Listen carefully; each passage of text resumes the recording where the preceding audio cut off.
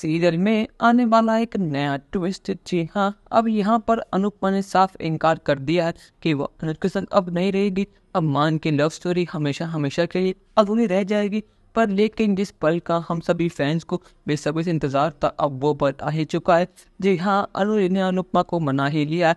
अनुज ने वादा करा है अनुपमा से कि वो एक साल तक उसके साथ रहेगी। इस एक साल में जो आद्या के मन में नफरत है, अनुज पूरी कोशिश करे कि वो नफरत को प्यार में बदल दे। अगर अनुज ऐसा नहीं कर पाता तो वो खुद आद्या को लेकर उसकी जिंदगी से हमेशा हमेशा के लिए चला जाएगा और जैसा अनुपमा कहेगी वैसा ही करेगा। और इस बात के लिए अनुपमा मान जाती है। आखिरकार फाइनली अनुज को अपने 26 साल का प्यार फिर से एक बार मिल चुका है। 5 साल तक अलग रहने के बाद आज अनुज को फिर से अपनी अनु मिल चुकी है।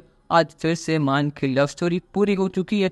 पर लेकिन ये लव स्टोरी ढंग से शुरू भी नहीं होती है कि इसको खत्म करने के लिए यहाँ पर अनुज की लाडली बेटी आद्या आ जाती है और उसके साथ साथ यहाँ पर देविका और वनराज की आ जाते हैं। वनराज कहता है कि अनुपमा और शिवा, आप मतलब बेशर्मी की सारी हदें पार कर दी है। आप मंदिर में खड़े हुए सारी हरकत कर रही हैं, आपको शर्म आनी चाहिए। और इतना बड़ा बिजनेसमैन अनुज कपाड़िया इतने मान सम्मान की बात करता है, आज वो खुद बेशर्मों की तरह मंदिर में सबके सामने रोमांस कर रहा है। पर लेकिन तुम्हें जो करना है वो करो, मुझे क्या मतलब। बस मैं तो इसलिए आया हूँ ताकि अनुपमा इन पेपर्स पर अभी के भी साइन करे, क्योंकि अभी मुझे उस बिल्डर के पास जाना है और वो एनओसी देनी है। क्योंकि अगर अनुपमा ने साइन नहीं करे तो मैं खुद तुम दोनों को अलग कर दूंगा, फिर चाहे तुम कुछ भी कर लेना। और यहाँ पर देविका ये देखकर बहुत ज्यादा खुश है कि फाइनली अनुपमा ने एक अच्छा कदम उठा लिया है। आज मान की लव स्टोरी पूरी हो चुकी है। पर लेकिन आते देखकर बिल्कुल भी खुश नहीं है। वो अनुपमा से कहती थी, अनुपमा जोशी आप एक नंबर की झूठी है। आपने मुझसे कहा था कि आप मुझसे प्यार करती हैं, जो मैं कहूँगी आप वो करोगी। पर लेकिन आपने वादा तोड़ दिया। मैंने आपसे कहा था कि आप मेरी और पॉप्स की लाइफ से हमेशा हमेशा के दूर चले जाएगी। पर लेकिन आपने उसको उल्टा करा। आप सबके सामने मेरे पॉप से गले मिल गई है। आप कितनी बड़ी झूठी है, कितनी बड़ी मक्कार है। पर लेकिन मैं अपने वादे की पक्की हूँ। जैसे मैंने कहा था कि मैं कुछ ना कुछ कर लूंगी आपको, मैं पॉप को छोड़ चली जाऊंगी और आज ही होगा। और यहाँ पर आद्या एक बहुत मुश्किल चॉइस रखने वाली है उसके सामने। वो कहती है कि पॉप्स आपको आज फैसला करना होगा, या फिर मैं, या फिर आपका 26 साल पुराना प्यार यानी अनुपमा जोशी। आपको हम दोनों में से किसी को चुनना होगा।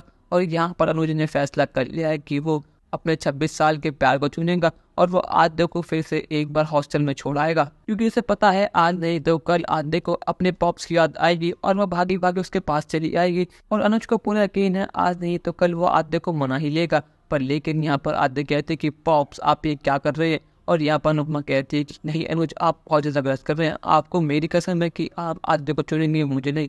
आपने कहा था कि 1 साल के अंदर अंदर आप इसको मना लेंगे, तो 1 साल तक मैं आपसे अलग रहूंगी। इस 1 साल में आपके पास पूरा समय है कि आप आद्या को मना लें। अगर 1 साल तक आप नहीं मना पाए तो फिर मैं हमेशा हमेशा के लिए चली जाऊंगी, ना आपसे कोई बात करूंगी, ना कभी आपके सामने आऊंगी। अनुज कहता है कि नहीं अनुपमा, अब हम इतने सालों बाद मिले, अब सिर्फ मौत ही हम लोग अलग कर सकती है। पर लेकिन यहाँ पर आद्या अब कुछ ऐसा करने वाली है जिसकी वजह से अनुज अनुपमा की लव स्टोरी ये थम जाएगी। मान की लव स्टोरी शुरू होने से पहले खत्म होने वाली है।